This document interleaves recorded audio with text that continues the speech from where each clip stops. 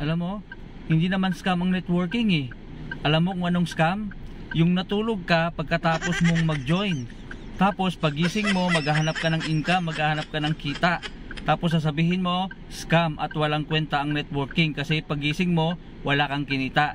Yan ang tunay na scam. Yung pagkatapos mo mag-join, maghahanap ka ng kita na wala ka namang ginagawa. So napakaganda po ng sistema ng network marketing. Nasisira lang ito sa mga taong damuho na nag-join pagkatapos wala namang gagawin. At hindi lang yan, aside from that, may mga tao na ginagamit ang network marketing para lang makapang-hype at para lang makapang-scam. Kung sa totoo lang, network marketing is beautiful. Network marketing is napakagandang sistema na kung saan maintindihan mo lang, aralin mo lang na mabuti, talagang kikita ka ng malaki at dito ka payayamanin. At mapuprove ko po yun. Alam nyo kung bakit?